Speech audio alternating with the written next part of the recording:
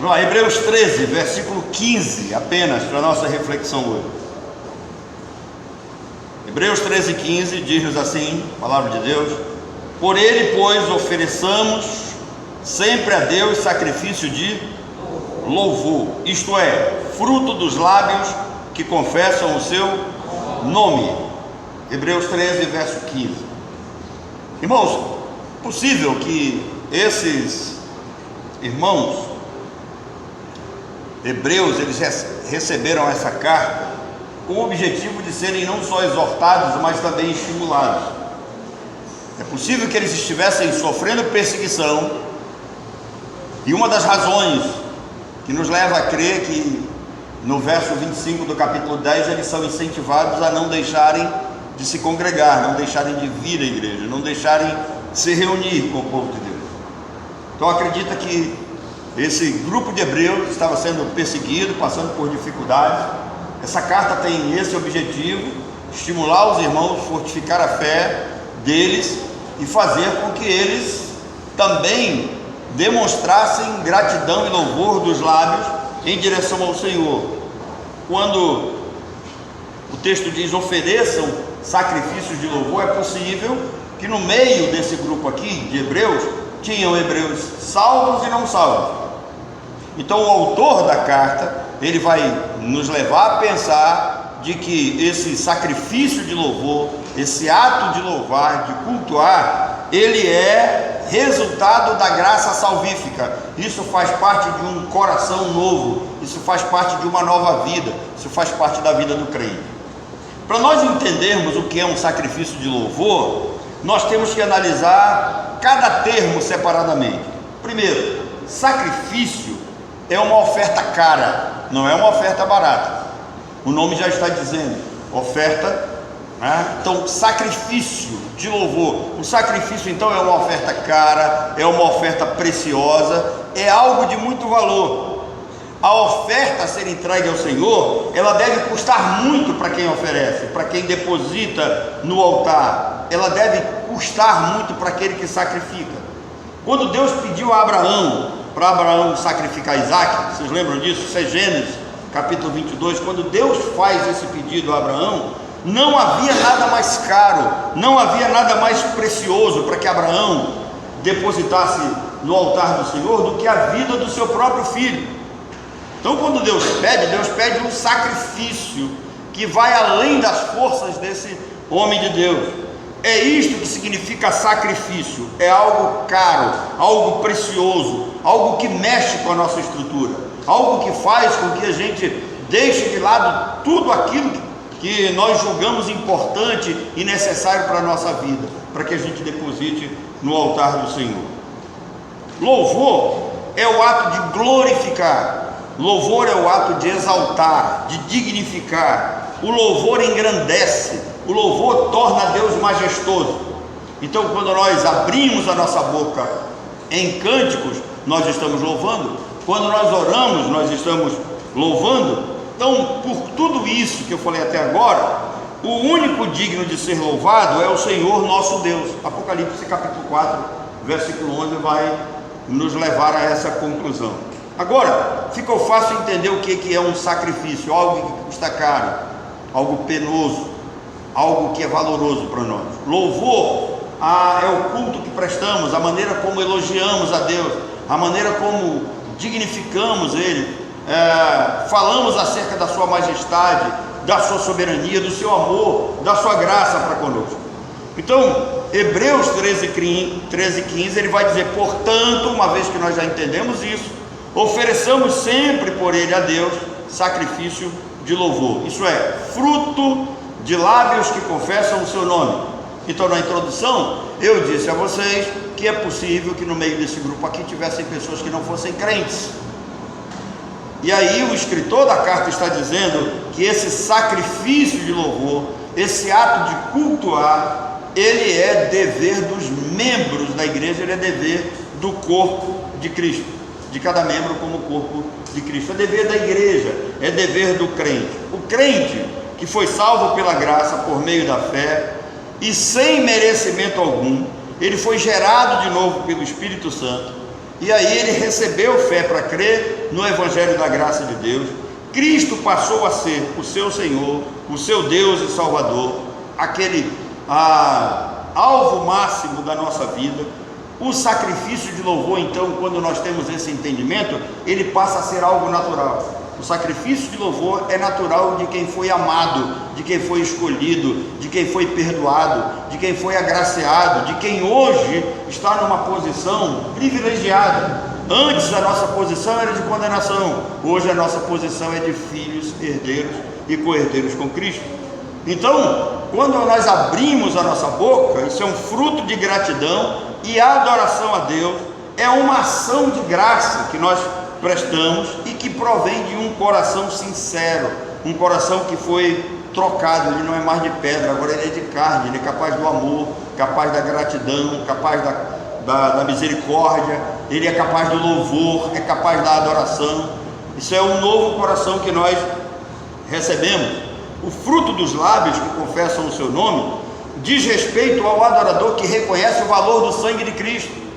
Alguém que sabe que os seus pecados eram algo assim tão penosos que foi preciso que Deus sacrificasse o seu próprio cordeiro para que tivéssemos esse perdão. Então quem entende isso, quem sabe o tamanho da graça que recebeu, acaba explodindo em louvor, acaba agradecendo a Deus, acaba verbalizando isso. Por isso que o texto diz que é um sacrifício, um ato de quem confessa o seu nome. Ou seja, aquele que crê, aquele que confessa, é aquele que anuncia as virtudes de Jesus como seu Senhor e Salvador. Como vimos pela manhã, hoje pela manhã, não dá para alguém crer e ficar calado. Quem crê acaba confessando, quem crê acaba falando das virtudes de Jesus. Quem recebeu graça para ser perdoado, quem entende que é amado, ele não consegue conter as bênçãos no seu íntimo. Ele fala das bênçãos de Deus, ele expõe essas bênçãos a outros que estão à sua volta. Por isso, então, ele livremente confessa o nome do Senhor, ele crê, ele confia inteiramente na graça do nosso Senhor e Salvador Jesus Cristo. O sacrifício de louvor também é algo comum entre os verdadeiros cristãos, é comum. E aqui eu vou ampliar o termo, entre os evangélicos. Essa é uma expressão de devoção a Deus. Sacrifício de louvor é uma expressão de devoção a Deus, de reconhecimento da sua grandeza, da sua bondade, do seu amor. Lembra que Davi, escrevendo o primeiro livro das Crônicas, ele diz: tua, Senhor, é a majestade, a honra, a glória, né? Porque teu é tudo, quanto nos céus e na terra. Davi coloca Deus no ponto mais alto. Davi diz que Deus é soberano. Tu, Senhor, é o chefe, tu te exaltaste sobre todos. Não há ninguém acima do Senhor. Não há Deus maior, né? Não gosto muito desse cântico, dessa expressão, porque quando eu digo assim, não há Deus maior, não há Deus menor, parece que eu estou assumindo a existência de um outro Deus, e a Bíblia reconhece que não há outro, só há um, né? Então não estou criticando a poesia, como poesia é interessante, mas a Bíblia vai nos mostrar que nós devemos somente honra a Deus. Só existe um, Ele é o Senhor, Ele é o Criador. É no sacrifício de louvor que nós prestamos a Ele que nós mostramos a nossa fé. É no sacrifício de louvor que nós apresentamos a confiança no Senhor e no auxílio que vem dele no nosso socorro, em nossa direção. Quando estamos passando por certas dificuldades e provações, nós devemos apresentar esse sacrifício de louvor. Em tudo dai graças, mesmo diante da adversidade. E é aqui que nós honramos a Deus, glorificamos a Ele, apresentamos esse sacrifício de louvor, e aí nós esperamos o auxílio do alto. Parece que aqui o autor, ele deixa claro para nós que nós temos um hábito assim diferente da ideia do autor aqui. Quando nós estamos passando por problemas, a primeira atitude é se afastar de Deus. A segunda atitude é se afastar do povo de Deus. A terceira atitude é se guardar dentro de si mesmo. A gente que se enrola, fica igual um caracol lá. Mas o autor está dizendo aqui, olha, é nesse momento que você deve apresentar sacrifício de louvor. É nesse momento que você demonstra fé. É nesse momento que você mostra confiança. É no momento da adversidade que você espera o auxílio do alto. E quando ele chega, ele é entendido por nós, ele é recebido com ações de graça.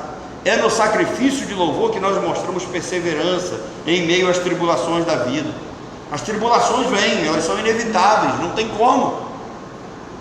Todos nós passamos por dificuldades e por adversidades na vida, mas é nesse momento que o sacrifício de louvor deve brotar do nosso coração. Agora, qual a importância dessa oferta? Alguém pode dizer, não, mas louvar, cantar, qual a importância de tudo isso? Irmãos, em primeiro lugar, o sacrifício de louvor, ele exercita o sacerdócio cristão.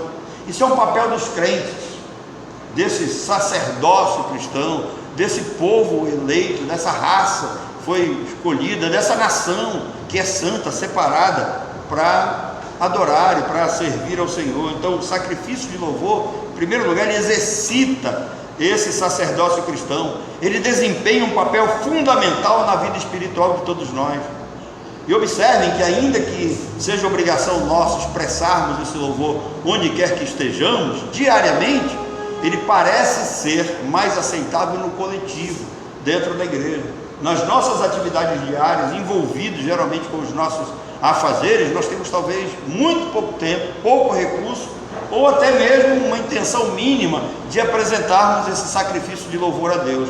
Então ele é importante aqui na igreja, nesse local, no templo, quando nós nos reunimos, quando nós nos sujeitamos a Deus, quando nós nos sujeitamos uns aos outros, no temor do Senhor.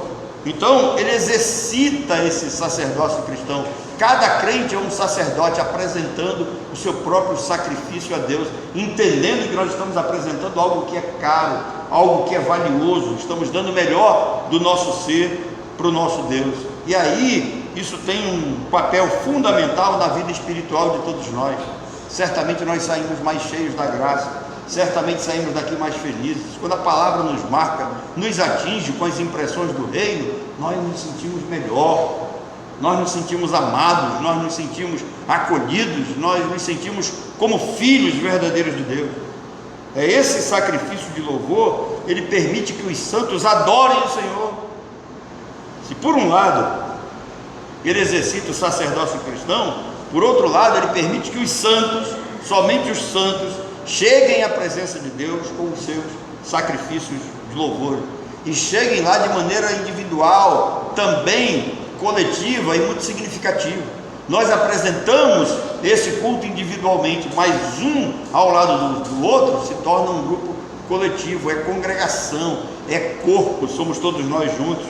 Ao oferecer louvores a Deus, o crente expressa toda a sua gratidão e reconhecimento da providência divina, uma providência que nos é apresentada na sua palavra antes dos tempos eternos.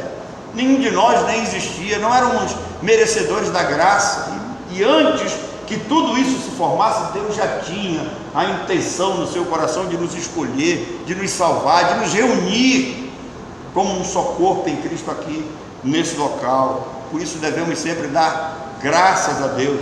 É no sacrifício de louvor que nós mostramos então toda a nossa gratidão pelo plano eletivo.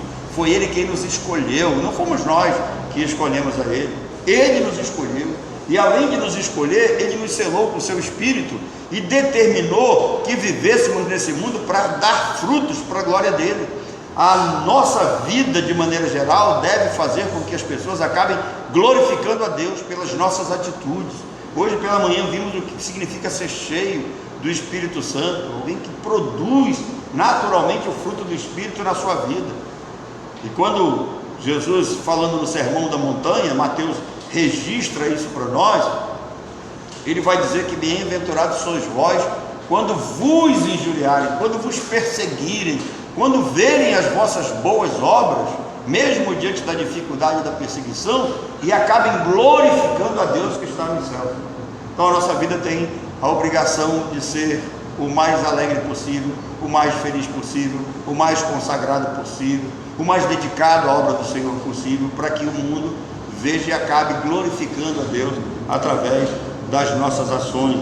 Então é no sacrifício de louvor que nós entendemos que esse plano eletivo ele foi amoroso. Deus nos amou, Deus nos elegeu em Cristo e nos elegeu em amor. Deus planejou isso com todos os detalhes. Onde nós ouviríamos o Evangelho, desde quando chegaríamos, quem pregaria para nós, onde nasceríamos. Então tem um projeto aqui. Esse projeto foi muito bem planejado, estabelecido e decretado antes da fundação do mundo. Desse plano procede todas as misericórdias e bênçãos do Senhor. Deus providenciou em todos os detalhes. Foi Ele quem nos salvou e nos chamou para a sua maravilhosa glória. Além disso, é no sacrifício de louvor que recebemos consolo, coragem, quando feridos na batalha. Irmãos, não há espaço para um crente ferido na batalha se isolar, começar a desenvolver um espírito de autocomiseração, coitadinho de mim, né? Estou ferido, estou machucado. Não, esse sacrifício de louvor, nós recebemos consolo. É aqui que nós recebemos o consolo, a graça do Espírito. É aqui que nós recebemos coragem quando feridos na batalha. Nós temos que abrir o nosso coração uns para os outros, para que recebamos oração vindo dos outros, para que isso nos alimente a alma, para que isso nos dê alento, para que nos faça respirar fundo e continuar a caminhada. Nós temos um alvo a ser alcançado. Nós temos um exemplo. Nessa carta, no capítulo 12, é dito para nós assim: olhando firmemente para o autor e consumador da fé. Nós temos um ponto de referência que é Cristo. Temos que olhar para Ele. Ele não se importou com o que estava em volta. Ele entra em Jerusalém olhando para a cruz. Ele está obstinado, ele vai até ela. Ele não desvia em nenhum momento. Uma das formas comuns de apresentarmos essa oferta é através dos salmos, dos hinos e dos cânticos espirituais. Então, a forma mais comum de nós apresentarmos os sacrifícios de louvor, Paulo dá essa dica para nós, é através dos salmos. Leiam os salmos, estudem os salmos, recitem os salmos, orem os salmos, cantem os salmos. E vamos trabalhar também a questão dos hinos, dos cânticos espirituais. Não é qualquer hino. Hino tem que ter uma letra que exalte, que engrandeça Deus. Os cânticos devem ser espirituais, que devem ser inspirados pelo Espírito Santo. Não é o cântico de qualquer hino. Hoje em dia nós estamos vendo cada música moderna aí que não tem nada a ver com louvor, com adoração, com exaltação, com gratidão. Hoje parece que os louvores são focados mais nos seres humanos que só querem receber, que só querem ter vida boa, só querem os benefícios da graça, não querem pagar um preço. Então, as igrejas locais, elas possuem cantores, elas possuem corais, elas possuem grupos de música que conduzem a congregação a um louvor e uma adoração mais interessante, mais significativa. Além da música, o sacrifício de louvor também pode ser expresso através da oração e da leitura da palavra. Isso não pode faltar nas nossas vidas. Muitos crentes encontram consolo e inspiração ao orar, ao meditar nas Escrituras Sagradas. Agradecer a Deus por todas as suas bênçãos e pedir a sua orientação e proteção são formas comuns de oração e de sacrifício de louvor. Nós estamos aqui todas as quintas fazendo isso. O sacrifício de louvor, ele faz parte da história da igreja. A igreja recebeu essa prática como herança da tradição judaico-cristã. São os judeus, o povo da antiga aliança, que começam a exaltar, a cultuar, a louvar, a dignificar o nome do Senhor, e isso é passado para nós. Na Bíblia, nós encontramos inúmeras referências ao sacrifício de louvor como uma prática espiritual do povo de Deus. Um grande exemplo é Davi. Em todos os seus escritos, ele oferece louvores a Deus em meio a lutas, em meio a derrotas, em meio a vitórias. Então Davi reconhece a grandeza, a majestade de Deus, expressa a sua confiança e gratidão no Senhor, e ele expõe isso através do louvor. Eu gosto muito do Salmo 103, verso 2, quando o grande rei Davi, ele louva, ele diz: bendize a minha alma ao Senhor, e tudo que há em mim bendiga o seu santo nome. Olha o que ele está dizendo: todo o meu ser deve bendizer e louvar ao Senhor. Tudo que há em mim, meu corpo, minha alma, meus sentimentos, meus pensamentos, o meu interior, todo ele deve bendizer o nome do Senhor. Depois ele diz mais: bendize a minha alma ao Senhor e não te esqueça de nenhum só dos seus benefícios. Parece que essa é uma atitude que nós temos, é um hábito nosso. Deus nos abençoa e nós esquecemos os benefícios do Senhor, quando nós deveríamos louvá-lo pelos benefícios recebidos. Depois ele diz: é Ele quem perdoa todas as tuas iniquidades, é quem sara todas as tuas enfermidades, quem da cova redime a tua vida e te coroa de graça e de misericórdia, quem farta de bens a tua velhice, de sorte que a tua mocidade se renova como a da águia. Então, o sacrifício de louvor deve ser feito a Deus por intermédio de Jesus. É o que o texto diz. Nós não poderíamos deixar esse ponto de lado. Por que deve ser feito por intermédio de Jesus? Paulo, escrevendo a Timóteo, na sua primeira carta, no capítulo 2, no verso 5, ele responde: porque Paulo apresenta Jesus como mediador. Só há um mediador entre Deus e os homens, que é Jesus.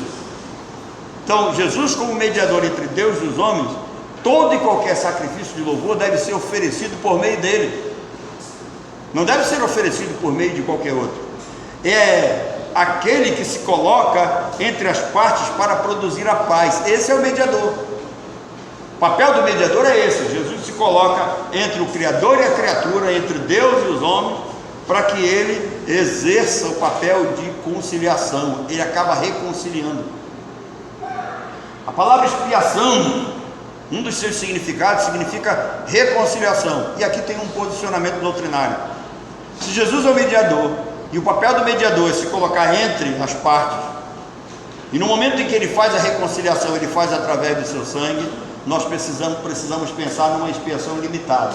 A expiação de fato é limitada. Jesus não derramou seu sangue para quem vira as costas para Deus, ele não derramou seu sangue para quem não está nem aí para Deus, ele não derramou seu sangue por todos os homens, ele derramou o seu sangue por aqueles que Deus escolheu, por aqueles que Deus salvou, por aqueles que Deus aplicou os benefícios do sangue de Cristo sobre suas vidas. E aí entra Davi de novo na história, quando ele diz: bem-aventurado aquele a quem o Senhor não imputa pecado e aquele a quem o Senhor não atribui iniquidade. Então Jesus nos é apresentado como mediador, aquele que se coloca no meio para reconciliar essas partes.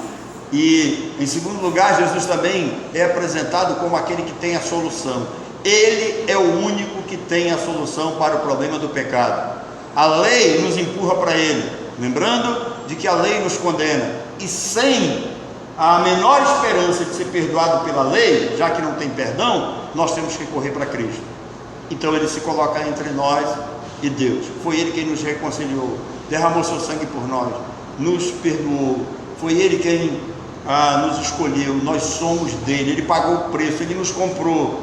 Então nós temos esse dever de apresentar esse sacrifício de louvor a Deus por intermédio dele. E aquilo que a gente faz até de forma incorreta, o Espírito Santo dá uma melhorada, o Espírito Santo muda e se é apresentado diante do Senhor. É Jesus que atua como garantia daquilo que recebemos.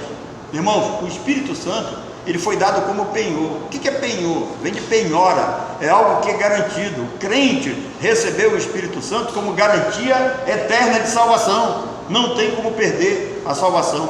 Efésios 4:30 vai nos dizer isso. Nós fomos selados para o dia da redenção, para o dia do arrebatamento, para o dia que Cristo vier buscar a sua igreja. Quando Jesus é apresentado como mediador, ele é a satisfação apresentada a Deus pela oferta oferecida pelas nossas transgressões e pelos nossos pecados. Ele satisfez as exigências da justiça divina. A lei nos condena, Cristo vem e nos reconcilia com Deus e resolve esse problema do pecado. Ele satisfez isso. Na nova aliança, aqui nós vamos aprender que existe uma palavra chamada propiciação, que vem lá do Antigo Testamento. Na antiga aliança, a propiciação era feita por um animal, lembra? Um animal tinha que morrer. Na nova aliança, Cristo vem e morre no lugar do animal. Ele é o Cordeiro de Deus. Nós não precisamos mais sacrificar. Ele fez um único sacrifício, morreu uma única vez. Seu sangue é apresentado no altar do Senhor, foi aspergido. esse sangue foi apresentado no altar em favor de cada um de seus filhos e satisfez, calou, retirou a ira de Deus. Deus não está mais irado conosco. Houve uma satisfação da parte de Deus pelas nossas transgressões e na nossa iniquidade. Agora, o sentido aqui é o mesmo. Mudou a maneira de se fazer. Antes se sacrificava um animal, Deus vai e sacrifica Cristo. Esse sangue de Cristo é apresentado nas nossas vidas, mas o sentido é o mesmo do Antigo Testamento. O inocente morre em lugar do culpado. Aquele animal não tinha nenhuma culpa pelos pecados do povo. Ele morria inocentemente. Ele recebia os pecados do povo. Ele morria para que a expiação futura que viria da pessoa de Jesus fosse concretizada.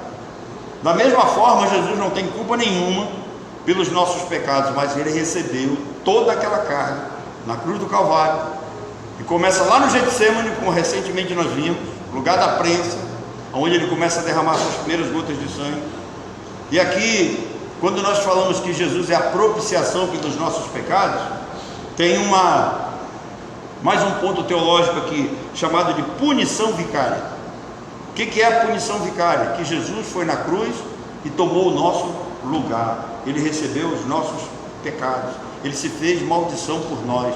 Recebeu tudo aquilo que fizemos de errado, para que tivéssemos o perdão. Ele pagou o preço. Ele riscou a cédula. Todos os nossos pecados foram cancelados. Por quê? Porque houve uma punição vicária. Ele foi punido em nosso lugar. Ou seja, ele cancelou tudo que era contra nós. Ele é a satisfação de tudo que a justiça de Deus exige para o perdão do ser humano. Jesus calou a ira divina. Ele pacificou, ele reconciliou o crente com Deus. Ele trouxe de volta a harmonia da relação Criador e criatura, que começou lá no Éden. O pecado quebrou isso.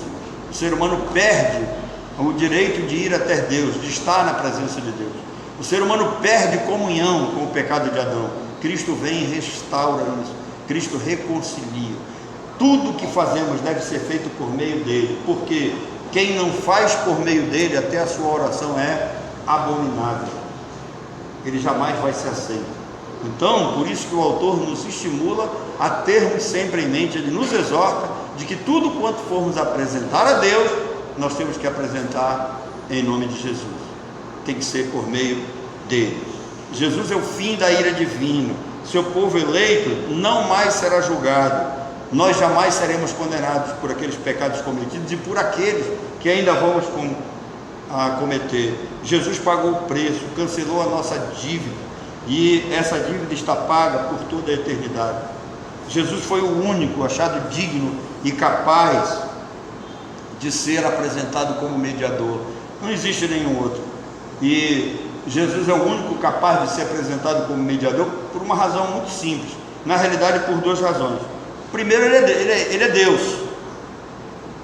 Ele desce da sua glória, ele se esvazia, ele se autolimita, ele encarna. Ele é o Deus Santo, justo, capaz de reconciliar as partes, ao mesmo tempo que ele é homem. Ao mesmo tempo que ele recebe os nossos pecados, ele assume a forma de servo, ele foi feito à semelhança de homens. Paulo vai descrever isso, Filipenses capítulo 2. Ele foi encontrado em aparência humana, então ele morre. Ele vai à cruz e morre, mas ao mesmo tempo ressuscita, logo em seguida como Deus. Então, ele, por duas razões muito simples, ele é o único que pode ser apresentado como mediador. Ele é Deus e ele é homem. Por ter vivido como um de nós, ele sabe o que é ser homem. Paulo diz isso, que Jesus sabe o que é ser homem. Por que ele sabe o que é ser homem? Porque ele sentiu as nossas fraquezas. Ele sentiu fome, sentiu frio, sentiu dor, ele sangrou, ele foi humilhado, ele sofreu ultraje, ele sofreu traição. Então, ele nos é apresentado como alguém que entende as nossas dores, que sabe, e isso foi resultado da sua encarnação. Ele entende o que passamos, por isso ele se compadece de todos nós, dos nossos erros, das nossas fraquezas. E uma vez entendendo isso, nós temos que expor ainda mais esse sacrifício de louvor. Deus me entende na pessoa de Jesus, Ele sabe quem eu sou, Ele sabe o que eu sinto, Ele sabe o que eu sofro. Então eu tenho o dever de cultuá-lo ainda mais. Ele foi tentado todas as situações, assim como nós somos tentados em todas as coisas, mas Ele não pecou. Pelo contrário, Ele pacificou as partes, Ele enviou o Espírito a fim de garantir a eficácia da nova aliança. Aquilo que foi prometido na nova aliança, a presença do Espírito Santo nas nossas vidas garante isso. Isso vai acontecer, não tenha nenhuma dúvida. Vai chegar um momento, a trombeta vai tocar, Cristo voltará para buscar a sua igreja. Não tenha nenhuma dúvida, se nós formos antes do arrebatamento, o que nos aguarda na glória são os braços de Jesus, esperando a nossa chegada lá. Por tudo isso foi apresentado aqui, nós temos a obrigação de oferecer a Deus esse sacrifício de louvor. Isso é um dever da igreja, todos nós temos esse dever. Jesus mudou a nossa posição: antes pecador condenado, agora pecador perdoado, filho, herdeiro e co-herdeiro com Cristo. Jesus plantou em nós a esperança da vida gloriosa na Nova Jerusalém. Nós aguardamos do céu a cidade que há de vir. Ela vai descer no dia e nós vamos estar nela. Jesus é o único mediador entre Deus e os homens. Ele é o único Salvador. Ele é o suficiente sacrifício e perfeito que pode perdoar os pecados de todos aqueles que se chegam a Ele. Todo aquele que invocar o nome do Senhor será salvo. Isso é uma regra geral nas Escrituras. Ninguém pode dizer que Jesus é o Senhor a não ser pelo Espírito de Deus. E quando Deus faz isso, quando Deus regenera o coração do ser humano, Ele explode numa invocação a Deus. Ele põe para fora, expõe esse sacrifício de louvor. E aí, mais uma vez, eu quero terminar lembrando do texto de Hebreus 13:5. Por isso, tudo isso que vimos hoje, por Ele, Jesus Cristo, ofereçamos sempre a Deus, sempre, sacrifícios de louvor, isso é, fruto de lábios que confessam o seu nome. Seu lábio confessa o nome do Senhor, Ele é o Senhor da sua vida. Então não perca a oportunidade de poder expressar esse sacrifício de louvor. Que Deus nos abençoe.